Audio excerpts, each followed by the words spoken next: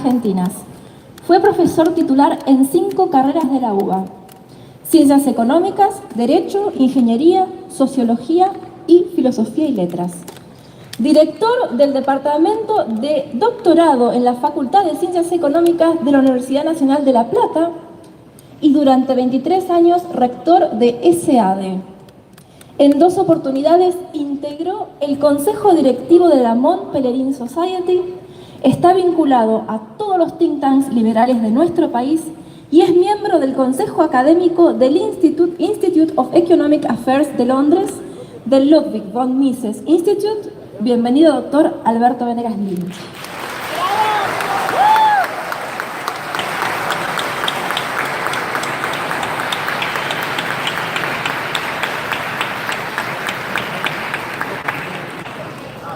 Y ahora vamos a presentar al otro invitado, al futuro presidente de la Nación, Javier Gerardo Milei. Cuántas noches que recuerdo, rock and rolls eternos, madrugadas fisuradas, la mañana con resacas, cómo olvidarlas. Voy llevando mis canciones, son derrotas mis amores. La victoria va llegando, soporté lo criticado y sigo cantando. Nunca quise dejar de soñar y hoy mis sueños se hacen realidad. Cuántas bandas vi por el camino, cuántos talentos perdidos. En una feria de sueños está muy caro los precios a seguir creyendo. Nunca quise dejar de soñar y hoy mis sueños se hacen realidad.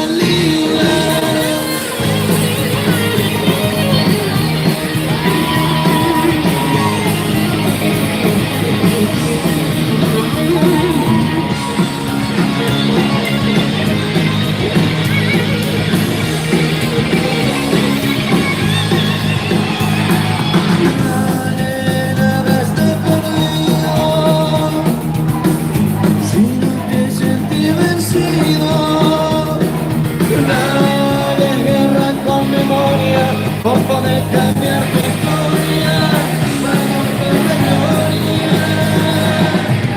Nunca quise dejar de soñar y en mis sueños se hacen realidad.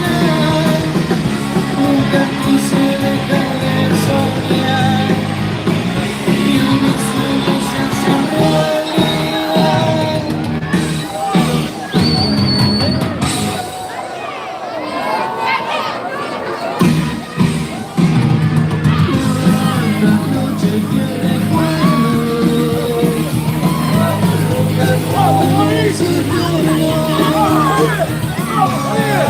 Cada vez mis sonadas, cada mañana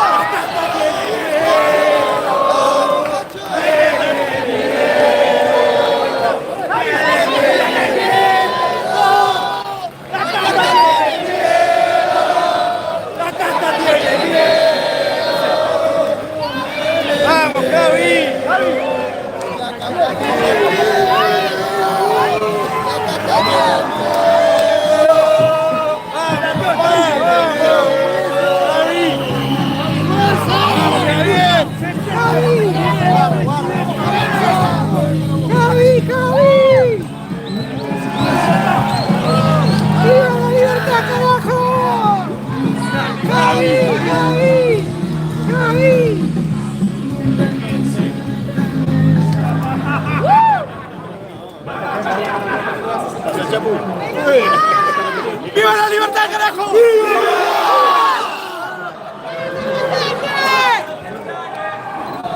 ¡Vamos, Venegas!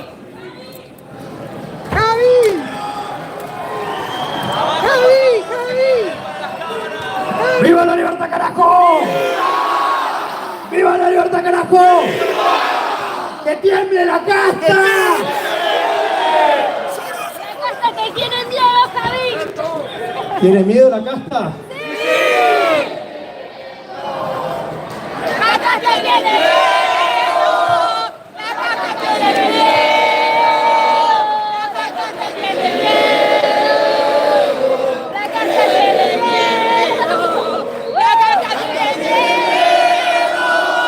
¡La casta que tiene miedo! ¡La casta que tiene miedo!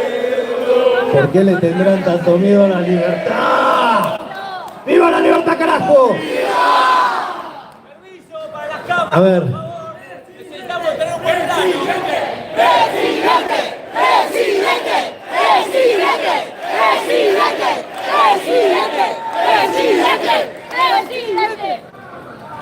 Bueno, vamos a arrancar con algo que para mí es un privilegio,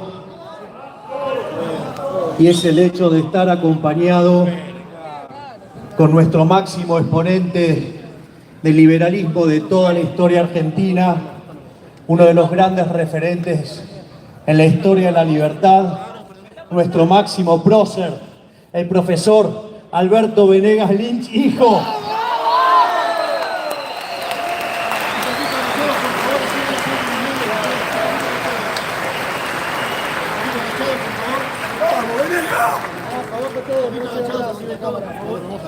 ¡Aguante, Venegas! Abajo de la cámara, por favor. Abajo ahí. ¡Qué grande el liberalismo! ¡Querido! Seba. Encontraste la pala. Antes de hacer una elaboración sobre el tema que nos convoca hoy, quiero, estimados amigos, darles una gran noticia. Y es que Javier Milei ya ganó. ¿Por qué digo que ya ganó? Porque instaló los temas centrales de la libertad, porque subió la vara de la libertad, porque corrió el eje del debate y convirtió la parla de algunos de los políticos en temas cercanos a lo alberdiano, aunque los siempre indiscretos archivos no dicen lo mismo respecto de esos que ahora están con la parla de la libertad.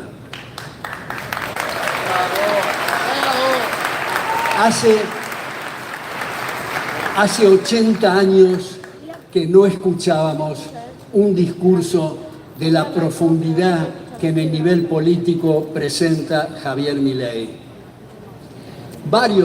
Muchos son los puntos, quiero resumirlos.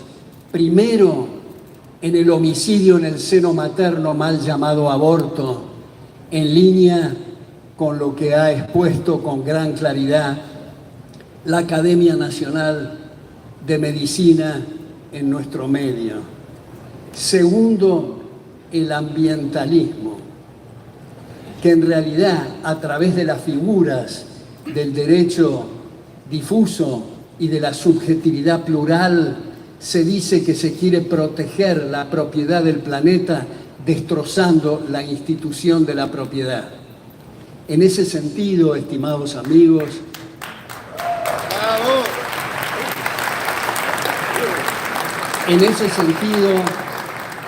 yo les sugiero que vean en YouTube, entre muchos otros autores, a Iván Greaver, Premio Nobel en Medicina, a John Coleman, fundador y primer CEO de Weather Channel, al expresidente de Greenpeace, Thomas Moore, mostrando los fraudes que hay en el llamado ambientalismo. Luego, una cosa que yo les comento a ustedes que me parece, casi diría, digno de Woody Allen. Algo que, si no fuera dramático, sería cómico, y es que lo acusen a Javier Milei de antisistema, cuando estamos rodeados de antisistemas hace 80 años.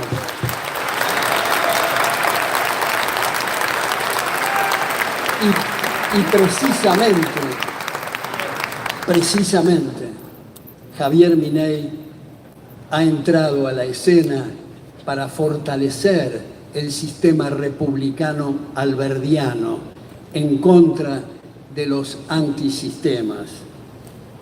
Luego, lo que vamos a hablar hoy brevemente de moneda, y no digo política monetaria porque precisamente eso es lo que hay que evitar, las medidas sugeridas por Javier Milei en el plano previsional, en el plano laboral, en el comercio exterior, en el federalismo, etcétera, etcétera.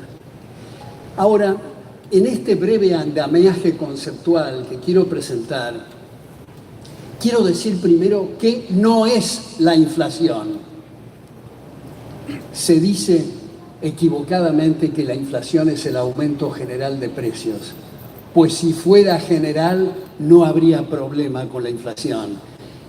La parte más contundente de la inflación es la angustia que produce el desequilibrio entre precios e ingresos.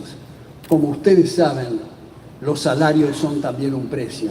Si todo galopara al son de determinado índice, no habría problema con la expansión monetaria. Tendríamos que eventualmente utilizar carretillas para transportar el dinero, modificar los libros de contabilidad y las máquinas de calcular, pero no habría ese desequilibrio entre precios e ingresos. El efecto contundente de la inflación es la distorsión en los precios relativos, y la causa de la inflación es la expansión exógena de la masa monetaria. Exógena quiere decir extraña al mercado, debido a decisiones políticas. ¿Y qué importa? ¿Qué diablos importa eso de distorsionar los precios relativos?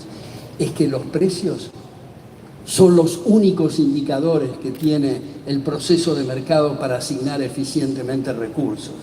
Hay un periodista que seguramente ustedes han escuchado nombrar y han oído algunos de sus comentarios, John Stossel, que brevemente él dice: imaginemos un trozo de carne envuelto en celofán en la góndola de un supermercado.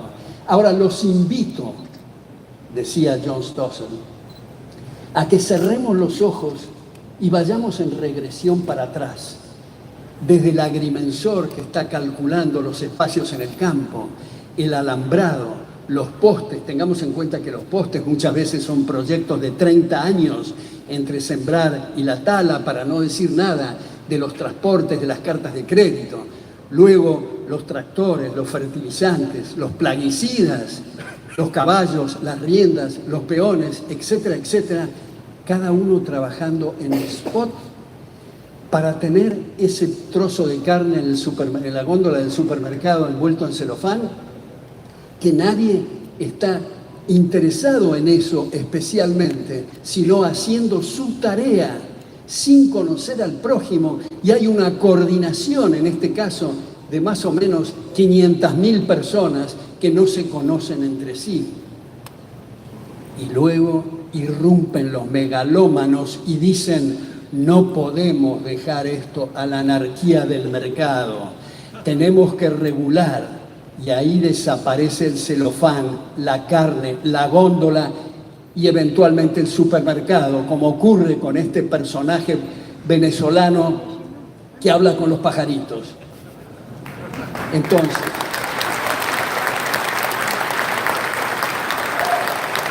vamos ahora a un tema que es el del Banco Central. quiero subrayar, como tantas veces he machacado, que los banqueros centrales, por más que sean los más competentes del orbe y los más honestos del orbe, solo pueden proceder en uno de tres caminos: a qué tasa expandir, a qué tasa contraer o dejar igual la masa monetaria. Cualquiera de los tres caminos va a estar lesionando, afectando, desfigurando, degradando los precios relativos. O sea, la banca central no puede dejar de equivocarse. Y si alguien dice, como algún distraído, que la banca central sea independiente, como decía el premio Nobel en Economía Milton Friedman, pues se equivocará independientemente, puesto que no puede zafar de uno de estos tres caminos. Otro premio Nobel, Hayek, en un libro de Denationalization of Money del año 76, que bien traducido al castellano es la privatización del dinero, que luego al año siguiente, en el año 77, en una colección hecha por James Dorn y Anna Schwartz fue la que escribió con Milton Friedman Historia Monetaria de Estados Unidos, explica en esa colección llamada In Search of Stable Money que no tiene solución la enfermedad de la inflación si no volvemos a los orígenes y comprendemos la naturaleza privada del dinero, cuando era originalmente, cuando hablamos de las sedas en Persia, o del cacao en Centroamérica, o el hierro en África, o el azúcar en la India, que luego en una competencia de monedas triunfó el oro y la plata por tener más valor por unidad monetaria, ser homogéneo y ser fraccionable. Entonces, esto me parece muy importante recordarlo de Hayek y tratar de liberarnos de las pesadas telarañas mentales del espíritu conservador en el peor sentido de la expresión. No conservador en el sentido de conservar la vida, la libertad y la propiedad, sino conservador en el sentido de ser incapaces y estar anclados en el statu quo. Como todos ustedes saben, la palabra o la expresión conservador, que luego tuvo otras acepciones, comenzó con la Revolución Inglesa de 1688, cuando lo depusieron a Jacobo II, Guillermo de Orange y María Estuardo.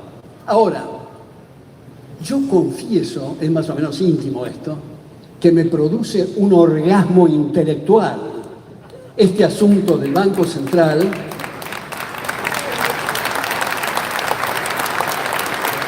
que he venido machacando hace 40 años en mi primera edición de Fundamentos de Análisis Económico. Ahora, mi último trabajo, publicado en La Nación, no este último de esta semana, que era sobre la pauta publicitaria oficial, sino el anterior, que se llamaba Inflación Monetaria, la trampa de la banca central, donde sugiero 6 pasos para la eliminación del Banco Central, en una graduación según lo que sea posible, según lo que pueda digerir la opinión pública, tomando en cuenta el tema de los pasivos remunerados, los depósitos a plazo, elaborado sobre ese tema. Y otro trabajo, quiero ser autorreferencial en esto, que publiqué o que presenté en la Asociación Argentina de Economía Política y que fue publicado en Análisis de esa asociación, que se llamaba Política Monetaria, Regla Monetaria o Moneda de Mercado, pronunciándome por esto último. Esto fue en el año 85. Ahora, en este sentido, yo quiero subrayar que, como todos ustedes saben, ha habido discusiones sobre distintas propuestas en los medios públicos. Algunos de colegas muy consistentes en sus propuestas y muchos otros muy inconsistentes, enredándose en algo que aparecía ante la opinión pública y era un embrollo fenomenal. Entonces, el punto es comprender que hay distintos canales, distintos medios para lograr ese objetivo del Banco Central. Como he dicho ad nauseam, los liberales no somos una manada, detestamos el pensamiento único, de manera que hay distintas formas de presentarlo. Solo me parece clave subrayar lo de la competencia de monedas, que la gente sea la que elija cuál es la moneda. Y tengamos en cuenta que hay cierta dificultad o ciertos nubarrones con el dólar. Recordemos que para la creación de la Reserva Federal hubo que hacer una enmienda constitucional en Estados Unidos en 1913 que se llamó la Revolución del año 13. De manera que, como ha dicho Javier Milei muchas veces, podemos tener conjeturas respecto del dólar porque es más familiar en el caso argentino, pero en última instancia, quiero poner esto en negritas y subrayarlo, cuando los banqueros dejen de ser sucursales del Banco Central y sean instituciones independientes, porque hoy, como se sabe, ni siquiera hay tiempo para resoluciones escritas del Banco Central, sino son resoluciones telefónicas por todos los disloques y los problemas que ocurren en la banca central, con feriados bancarios, corridas, etc. Ahora, respecto de la regla monetaria, tengo un minuto, que se decía, bueno, ¿por qué no emitir como crece el Producto Bruto, por ejemplo, un promedio entre el 3 y el 5%? ¿Para qué? Para no estar con emisiones y contracciones y para darle información a los operadores económicos. Pues no se le da ninguna información. Si fuera eso, se está suponiendo que los precios crecen uniformemente, que hay un aumento general de precios. Si es una distorsión en los precios relativos, yo soy productor de determinado bien, no tengo la menor idea qué va a suceder con mis precios, precisamente por la distorsión en los precios relativos. Además, si no hubiera habido esa expansión y crece el Producto Bruto, quiere decir que manteniendo los demás factores constantes, los precios van a bajar, van a aumentar las exportaciones, van a disminuir las importaciones y una serie de cosas que no ocurren debido a ese tema de la regla monetaria. Ahora, yo les digo a ustedes, pensemos juntos, ¿no les parece a ustedes un tanto ridículo que haya gente grande que se dice estudiosa, que habla de la soberanía monetaria? ¿No les parece eso una sandez mayúscula? ¿No es lo mismo que la soberanía de la zanahoria?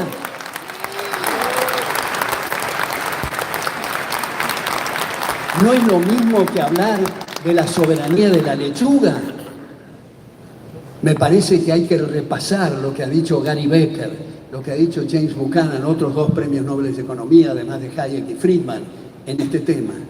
¿No les parece que es un poco ridículo que haya gente grande que ha propuesto sacarle ceros de nuevo a la moneda para que esta vez el Banco Central se porte bien, cuando es imposible que se porte bien?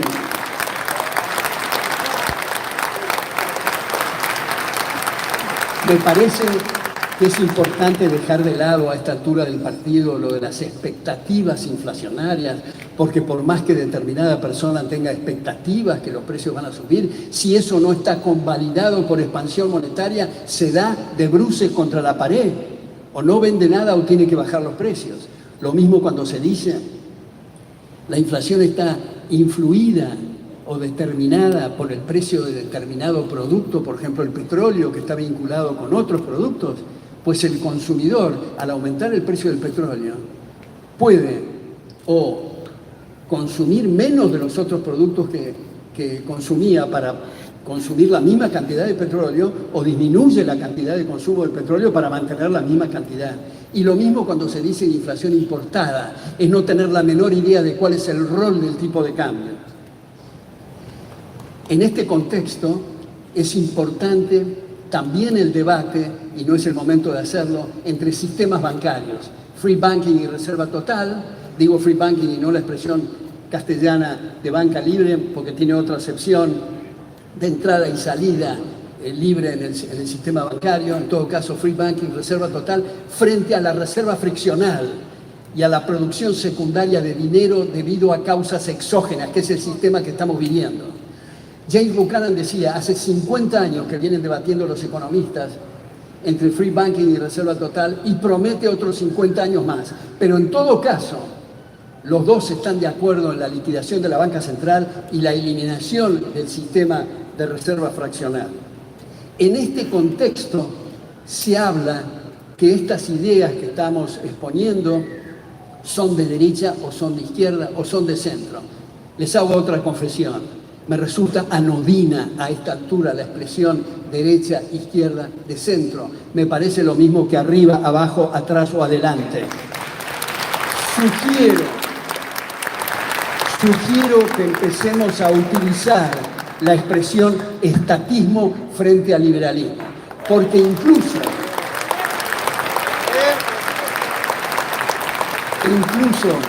hay gente que usa la expresión populismo para ocultar o disfrazar la verdadera naturaleza del problema, que es el estatismo. Y esto está enancado con el concepto de clase social. Yo los invito a ustedes a que dejemos de lado esa expresión marxista de clase social, porque Marx, partiendo de una premisa equivocada, tenía razón en el silogismo si decía que el burgués tenía una estructura lógica distinta del proletario, llamado polilogismo. Nunca ningún marxista explicó en qué consiste esa diferencia lógica fuera de la estructura aristotélica. Nadie explicó qué le pasa en la cabeza a un proletario que se gana la lotería, o qué le pasa al hijo de una burguesa y una proletaria. Y los nazis tomaron eso, finalmente, para el ario y el judío, después de sus clasificaciones. Por eso tenían que rapar y tatuar a sus víctimas para distinguirlas de sus victimarios. Ahora, cuando le preguntamos a alguien, ¿pero por qué estás usando la expresión clase social? No, yo me refiero a ingresos. Decí eso, Gil. Habla de ingresos altos, ingresos medios o ingresos bajos, pero no clase social. Y voy cerrando ahora y digo que en lo personal quiero agradecer muchísimo las contribuciones de mis alumnos y mis exalumnos, y quiero agradecer enormemente el apoyo ilimitado de mi mujer, de mis hijos y mis nietos, y quiero destacar muy especialmente la difusión notable que viene haciendo mi hijo Berti. Quiero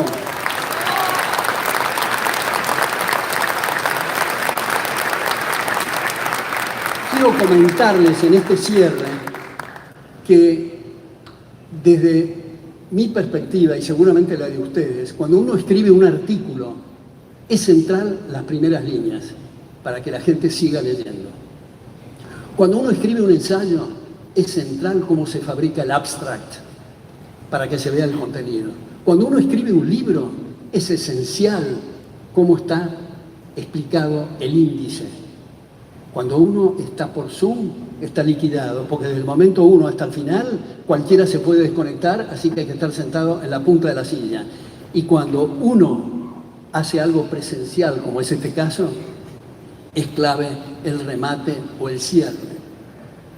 En ese sentido, quiero recordarles a ustedes que Aldous Huxley, que su libro más conocido es El Mundo Feliz, Brave New World, que recomiendo especialmente Un Mundo Feliz revisitado, donde Huxley reacomoda sus ideas para asentarse en algo muy, muy liberal. Y quiero cerrar con una frase de Huxley que a mí me ha hecho vibrar y entiendo que a ustedes también lo va a hacer vibrar. Y es una descripción muy acabada de lo que está ocurriendo, que va a cambiar si se adoptan las recetas que propone Javier Milei. Y la frase de Huxley dice así: las comunidades del mundo moderno están constituidas por un grupo de gobernantes corruptos por demasiado poder y una inmensa población de corruptos por actitudes pasivas de obediencia irresponsable. Muchas gracias.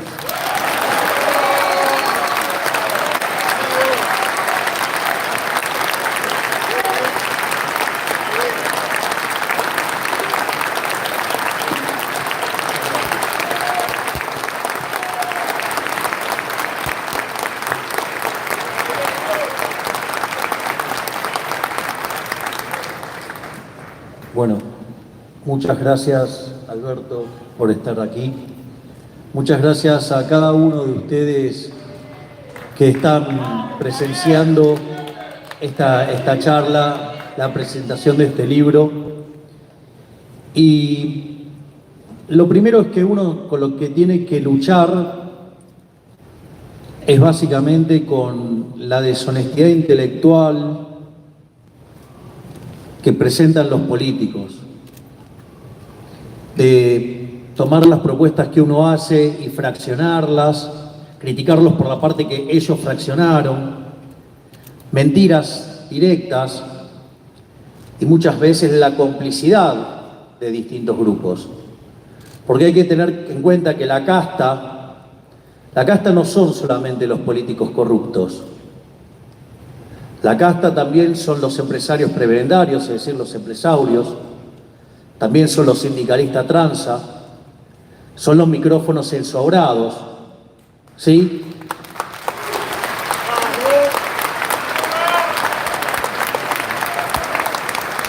Y en ese contexto también los economistas chantas que trabajan para el poder. En ese sentido, nosotros hemos presentado nuestro programa económico en distintos lugares, lo hemos hecho con mucho detalle, hemos explicado las reformas de primera, segunda y tercera generación, eso por ejemplo fue hecho en la provincia de Córdoba. Hemos explicado sobre el caso de eliminar el Banco Central, la competencia de monedas y que a la postre, a los efectos de liquidar el Banco Central podía ser una dolarización, pero que después con el paso del tiempo los individuos podían elegir otra moneda. No solo eso, sino que además hemos sido muy precisos en una determinada cantidad de situaciones y sin embargo nos encontramos con mentiras, con falacias del hombre de paja. Entonces una de las cosas que me voy a dedicar en esta charla es explicar justamente la eliminación del Banco Central y el fin de la inflación, que es el nombre del libro. En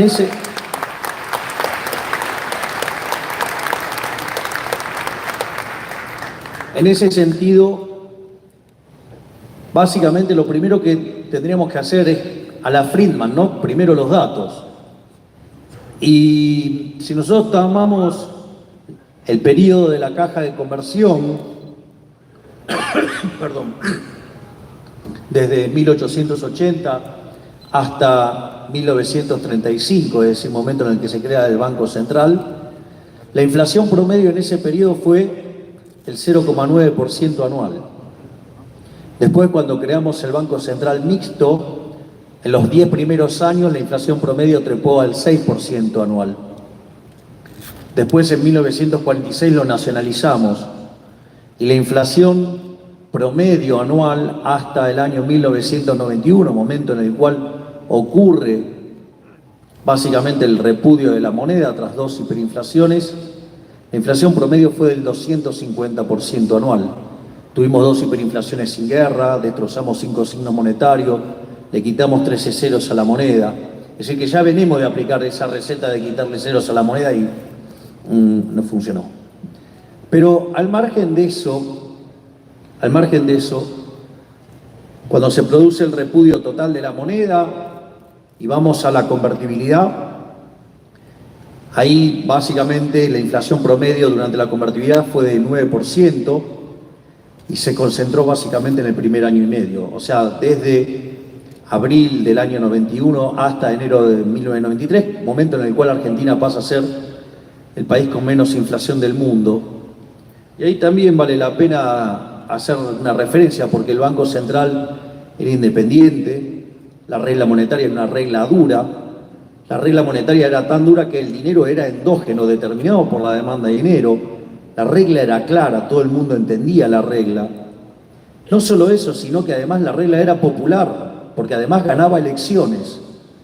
Y no solo eso, sino que además, que es probablemente lo más importante de todo, es que la regla era muy difícil romperla porque toda la estructura contractual de la economía estaba determinada en función de la regla.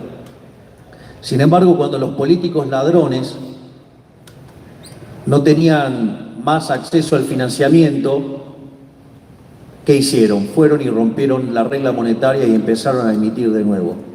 Y nos dijeron que esta vez iba a ser diferente. Y la inflación de los primeros 4 años del régimen K estuvo cerca del 10%. En los segundos 4 años del régimen K trepó al 20%. Luego, en el tercer periodo K trepó al 30%. Con Macri trepó al 40%. Hoy la tasa de inflación viene viajando al 150% anual. Por lo tanto, no fue diferente, fue igual que siempre. Ustedes no le pueden dar la navaja al mono, los va a matar. Ustedes no le pueden dar un revólver cargado a su potencial asesino, porque los va a asesinar.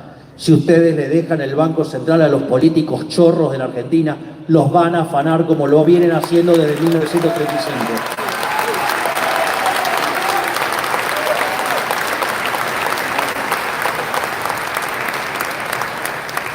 Por lo tanto, frente a esta historia de robo, saqueo, violencia, desde el Estado hacia los argentinos de bien, la pregunta no es ¿por qué el dólar? La pregunta no es ¿por qué eliminar el Banco Central? La pregunta es ¿por qué queremos tener esa maldita moneda llamado peso argentino que nos vive arruinando a todos los argentinos de bien?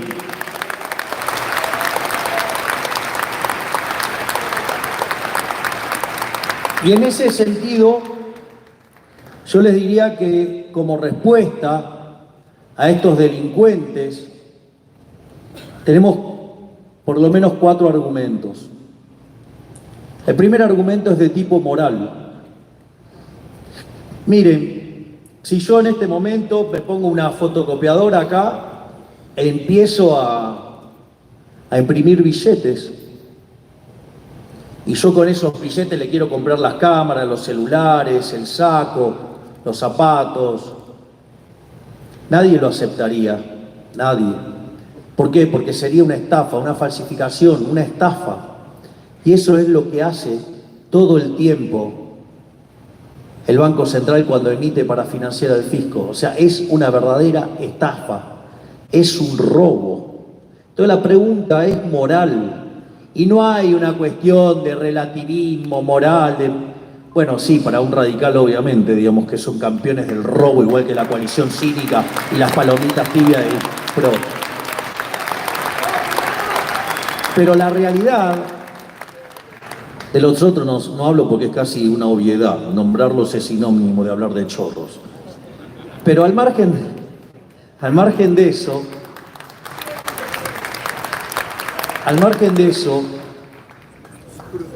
por lo tanto, el primer argumento es moral, robar está mal.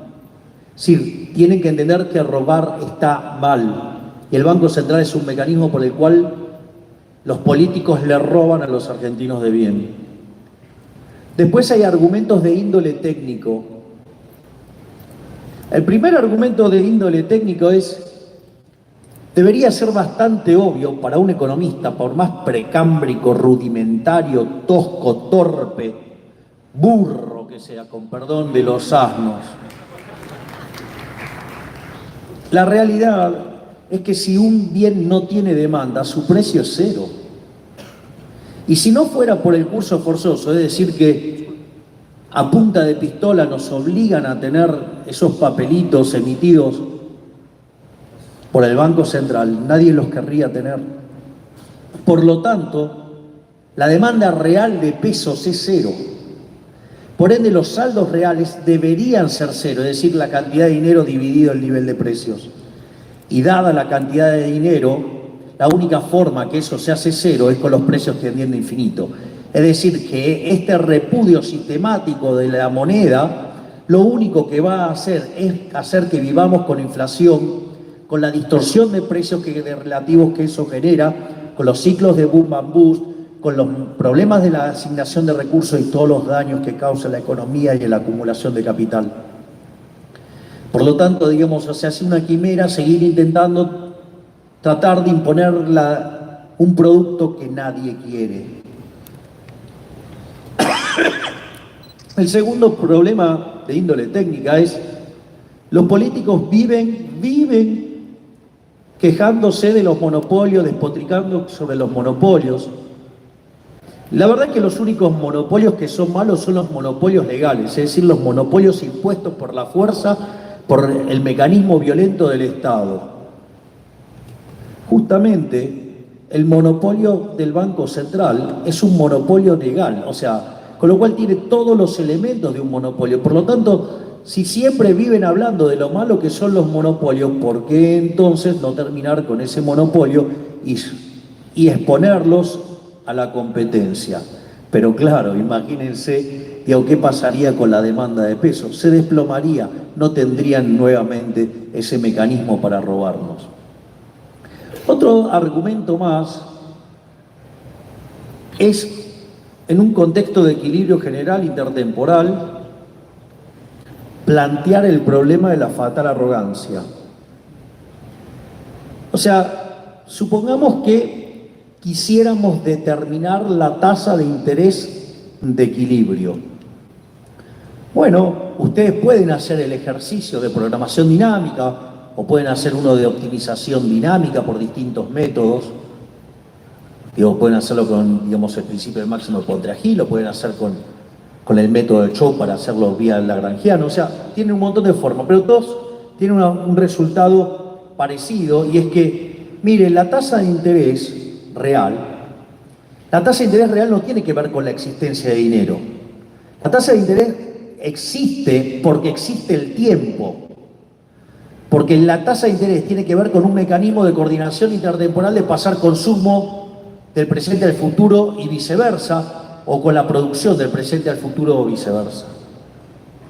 En ese sentido, para determinar la tasa de interés, lo que ustedes deberían conocer son las preferencias de todos los agentes de la economía, pasados, presentes, futuros.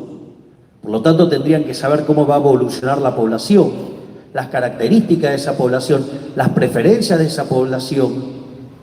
Deberían además conocer la estructura de bienes pasada, presente, futura. Debería conocer la tasa de preferencia intertemporal de cada uno de esos agentes a lo largo de la historia de esa economía. Deberían conocer las dotaciones de la economía, lo cual parece una tontería, pero en realidad fíjense que cosas que hoy utilizamos para producir hace 200 años quizás no sabíamos que servía para semejantes cosas. O tenemos que conocer la estructura de producción en una estructura de capital heterogénea, con lo cual implica saber la productividad marginal del capital de cada uno de estos bienes, y además tenemos que conocer el progreso tecnológico. Todo eso debería saber el banquero central, y para saber eso debería ser omnisciente, omnipresente, y para además que resulte efectiva la política monetaria a los efectos de lo que quieren hacer, además deberían ser omnipotentes. Es decir, que esta gente se jacta de ser Dios, y si algo le venimos a decir en la cara, políticos basura, ustedes no son Dios.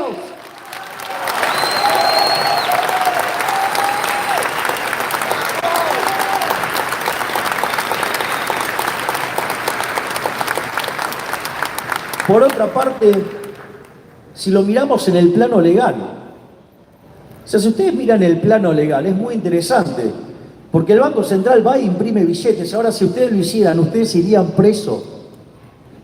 ¿Se dan cuenta que algo puede ser legal, pero eso no lo hace legítimo?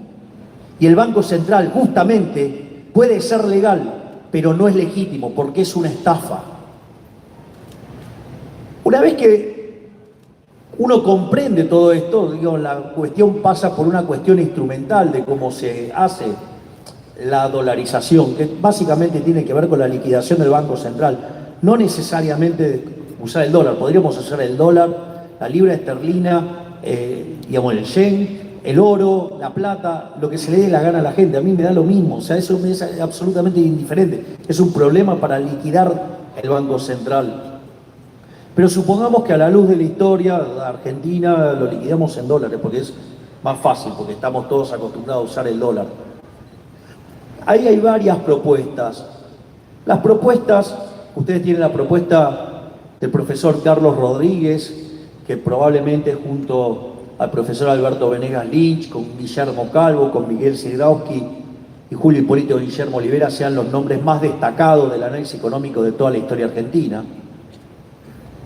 Al mismo tiempo tienen la propuesta de Adrián Rabier, la propuesta de Emilio Campo y Nicolás Kachanowski, tienen la propuesta también de Alfredo Romano, la propuesta, no me quiero olvidar de la de Jorge Ávila, o la propia propuesta que hicimos nosotros desde La Libertad Avanza.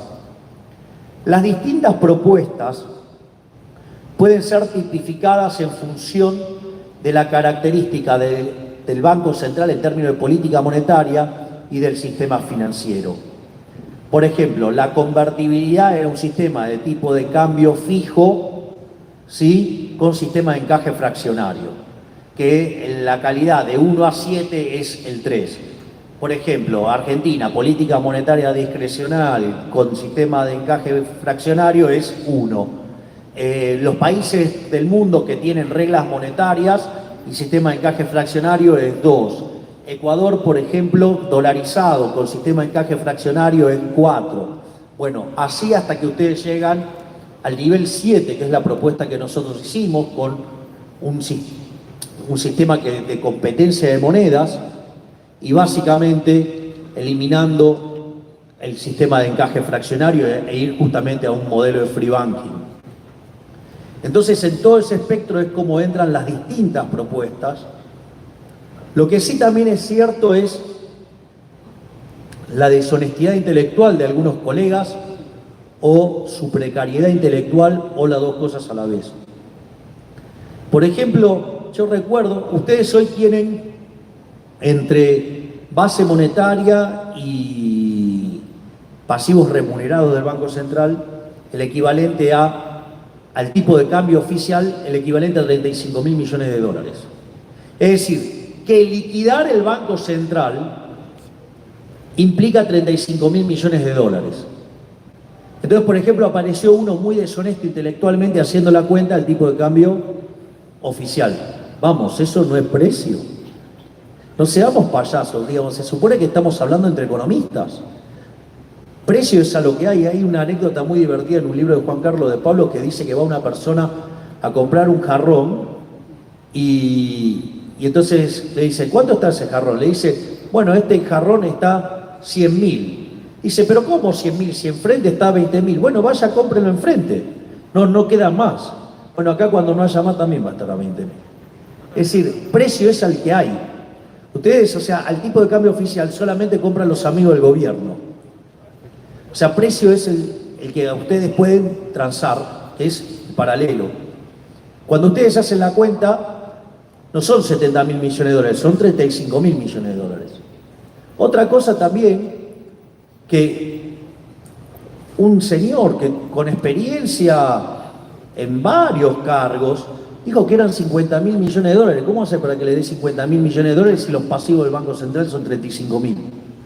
¿O acaso está pensando en quedarse un vuelto de 15.000 millones de dólares como hicieron con cierta toma de deuda en algún momento y que después terminaron financiando la corrida para financiar a 3 amigos?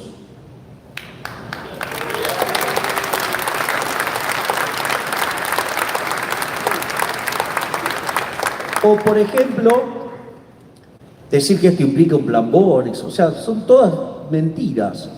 A ver, ustedes tienen que rescatar la base monetaria y ustedes tienen que rescatar las letras. La base monetaria son 11.000 millones de dólares. El caso de las letras son 24.000 millones de dólares.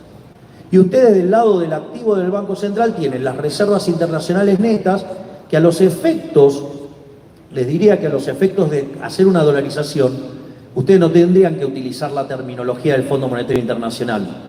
Tendrían que utilizar los activos que verdaderamente sirven para hacer estas cosas, y ahí tienen una posición de oro de 4.000 millones, tienen la posición de CEDESA, tienen la posición del BIS, tienen la posición, por ejemplo, de los DEX, todas cosas que ustedes sí podrían usar para dolarizar. Pero supongamos que lo hacemos redondo y en eso tenemos nada más que 5.000 millones de dólares. Son más, pero no importa.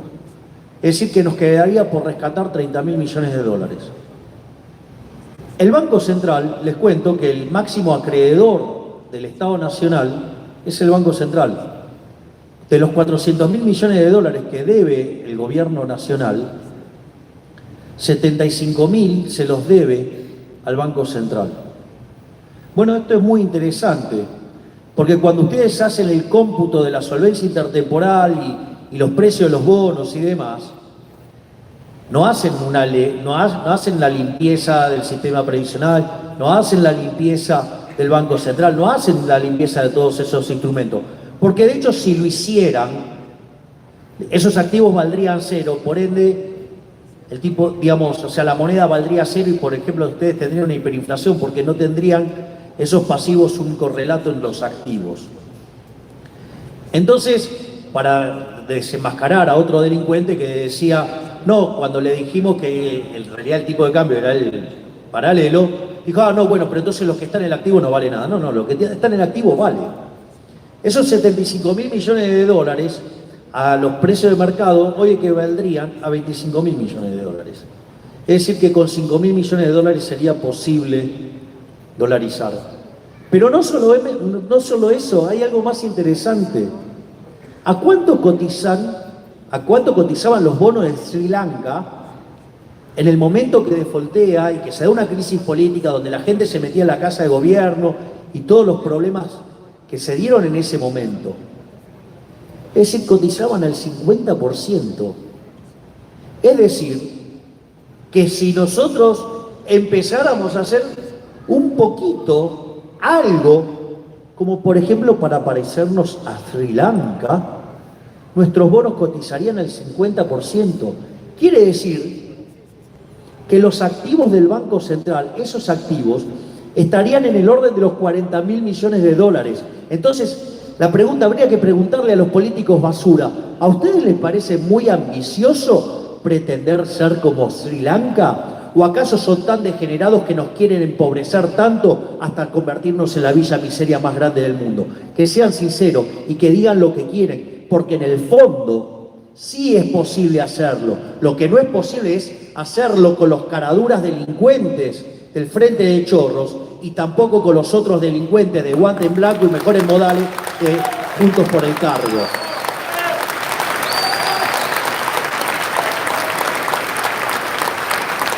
Entonces, si desde el punto de vista histórico, si desde el punto de vista moral, si desde el punto de vista técnico, si desde el punto de vista instrumental, todo es factible para terminar esta estafa, ¿por qué no terminamos con esto? No terminamos con esto por un problema de índole político. Los políticos, por ejemplo, este gobierno de delincuentes que tenemos en este momento, durante los 3 primeros años de gestión, bueno, de degestión o de desorden, no sé, pónganle el nombre que ustedes quieran, nos robaron 16 puntos del PBI con financiación monetaria del déficit fiscal. Más o menos 5.33 por año, pónganle 5 puntos y medio. Eso significa que los políticos nos están robando todos los años 30.000 millones de dólares. Ahí está el problema, muchachos. El problema es que esta manga de delincuentes de la casta política y todos sus socios de casta, ya sean los empresarios prebendarios que se benefician comprando un tipo de cambio ridículo, ¿sí? O los sindicalistas tranza, que antes hacían lío y ahora están calladitos, o los periodistas que están básicamente ensobrados, ¿sí? Y que operan en contra de todos ustedes. Y obviamente nunca podemos olvidarnos de los chantas que tienen credencial de economistas.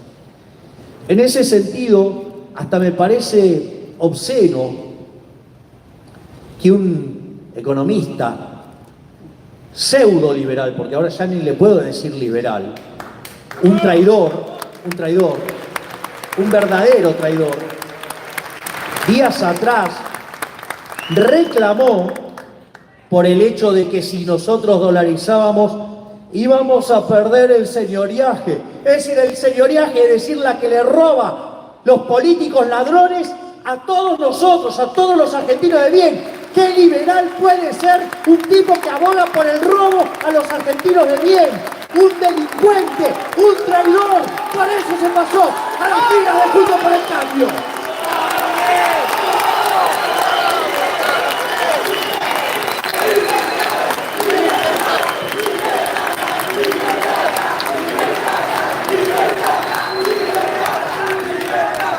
Y finalmente tendríamos que hablar de algunas críticas que se han hecho sobre este tema de la eliminación del Banco Central. La primera es, no me vengan con una falacia ad populum, todos los países tienen Banco Central. Si pensáramos así, en el año 1813 todavía estaríamos defendiendo la esclavitud. Por favor, dejen de hacer argumentos tan ingenuos.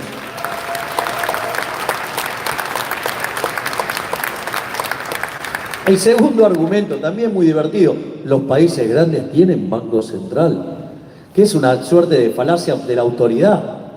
O sea, es otra aberración. Es decir, la realidad es que los bancos centrales se distinguen entre malos, muy malos, espantosos y el Banco Central de la República Argentina. Por lo tanto, que lo haga un país chico, grande, me da lo mismo. No solamente eso, sino que además, otra de las aberraciones fue, por ejemplo, decir que esto se parecía a la convertibilidad. No, muchachos, no se parece a la convertibilidad. No sean mentirosos. Lo interesante de esta reforma es que es irreversible. El chorro de Correa, Rafael Correa, cuando quiso volver al Sucre en Ecuador, lo intentó 2 veces y fracasó. Porque como dice quien fue el presidente de Ecuador en aquel momento, Jamil Jamouad, dice, lo único que era más popular en Ecuador que Correa era la dolarización. Y por eso no pudo quitarla. Porque además los ingresos de los ecuatorianos se multiplicaron por 10 veces. Es mentira que les va mal. Les fue muchísimo mejor. Porque los que aplicaron la receta de los que dicen acá que lo van a hacer bien. Se llama Venezuela y terminó siendo otro desastre.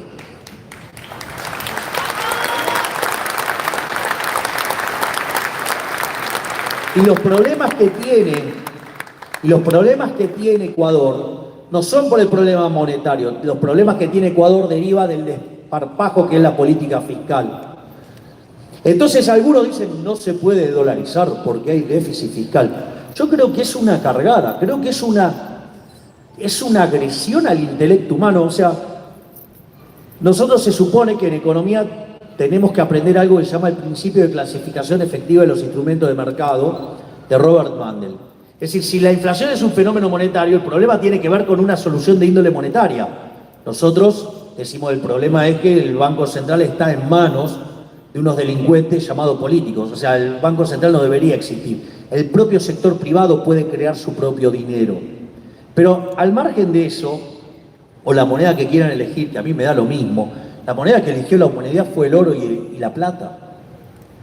O sea, entonces en ese sentido, una de las cosas que nosotros tenemos que tener en cuenta, por ejemplo, cuando dicen, no, bueno, pero no se puede hacer porque hay déficit fiscal. Entonces supongamos que yo llego a mi casa, supongamos que estuviera casado, un supuesto fuerte, ¿no? Estoy casado. Parece que ahora es un factor inhibitorio para ser presidente. No estoy casado. Me imagino que algunas de las muchachas que están en el público se van a ofrecer para, digamos, resolver esa problemática. Pero al margen de esa torpeza y de ese nivel de bajeza, a lo que voy es lo siguiente. Llego y cuando estoy con mi mujer me dice, che, no alcanza. Y no alcanza, ¿qué hacemos, viejo? Y bueno, ahí uno lo que... Mirá, la verdad que más de lo que laburo no puedo laburar, más no puedo generar, no sé. Entonces, bueno, uno cuando se encuentra frente a esa situación, ¿qué hace? Baja el gasto. Bueno, acá parece que los economistas proponen irse de caño. Es decir, como hay déficit fiscal, tenemos que tener Banco Central para romperle la cabeza a todos ustedes con impuesto inflacionario.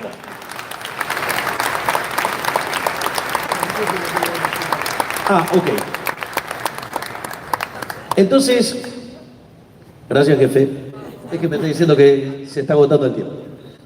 Entonces, el otro argumento en contra, que también a mí me parece verdaderamente irritante, ponen cara de serio y dicen, no, lo que pasa es que si el país recibe un shock externo negativo, entonces eso pega y tiene un impacto negativo sobre la demanda y eso genera una tendencia a la deflación, que si los precios no ajustan, entonces genera una recesión y eso genera desempleo. Bullshit. Miren, una de las cosas que a mí me sorprende es de los economistas la poca formación que tienen en finanzas, y esto es un caso típico de ignorancia de los economistas. Es más, hay algunos que pretenden decir que son los que más saben de moneda por poco en todo el universo, y tampoco saben de finanzas. Y en ese contexto, la pregunta es, si una empresa estuviera tan preocupada por el problema de que si los precios suben o bajan y lo que fuera, ¿acaso ustedes creen que una empresa y su director financiero no saben lo que es un futuro? ¿No saben lo que es una opción? ¿Ustedes creen que no saben qué es un derivado? ¿Por qué tenemos que importar? ¿Por qué tenemos que permitir que el límite mental de los políticos Neandertal y sus cómplices economistas chorros nos digan que no podemos hacerlo? ¿Por qué si yo estuviera en el sector petrolero no puedo hacer transacciones en WTI? Si yo estoy en el sector del gas, ¿por qué no los puedo hacer en BTU? ¿Por qué no lo puedo hacer en el precio que se me da la gana y puedo tener todas las coberturas que se me dé la gana? ¿Quiénes son estos burros para venir a decir qué tenemos que hacer nosotros en cada una de nuestras empresas?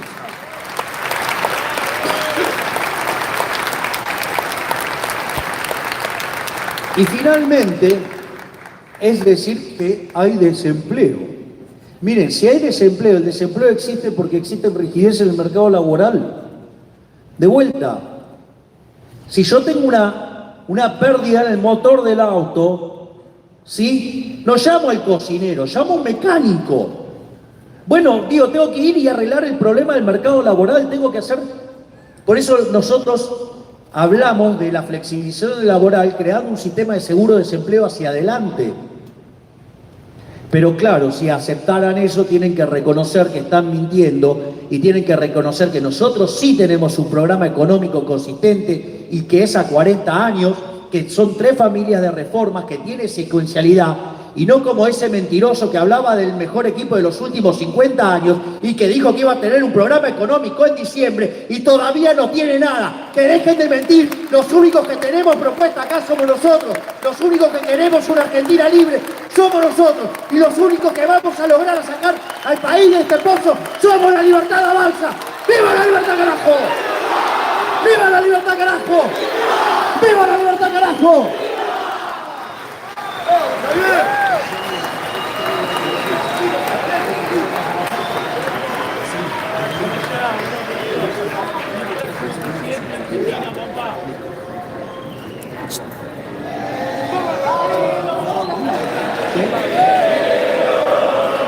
Me di un lujo, muchachos. ¿Saben qué hice? No solo se lo estoy regalando el prócer, se lo firmé.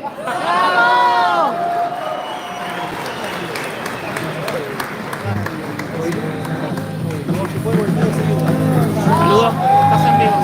¿Cuánto metiste? Estás en vivo. ¿Cuánta gente hay?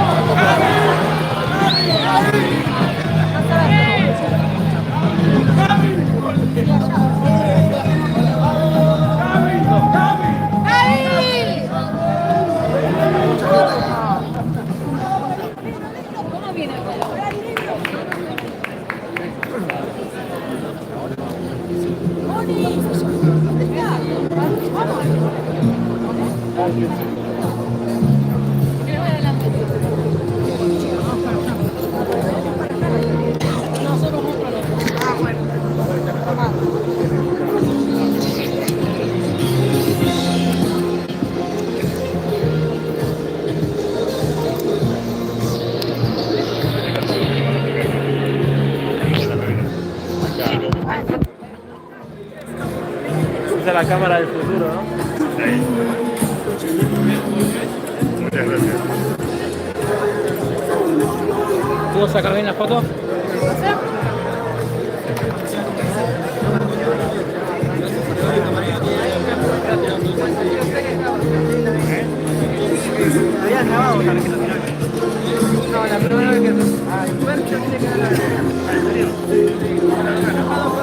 Pues el balón quedó sana, ¿no? Sí, gracias por la El tema yo estaba así. Te di. Mire.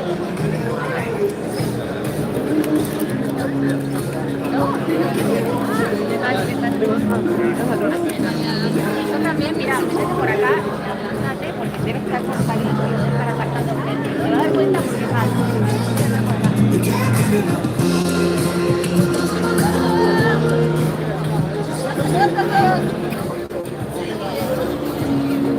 Un saludo a la gente. Diego.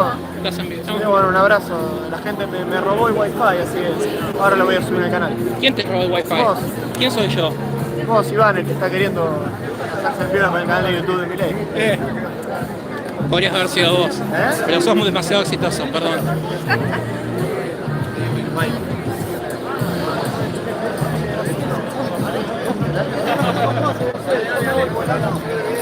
Buenas tardes, por favor les pedimos que desalojen la sala porque debemos acondicionarla para el próximo acto. Muchas Gracias a todos gracias. por seguirnos y por escucharnos.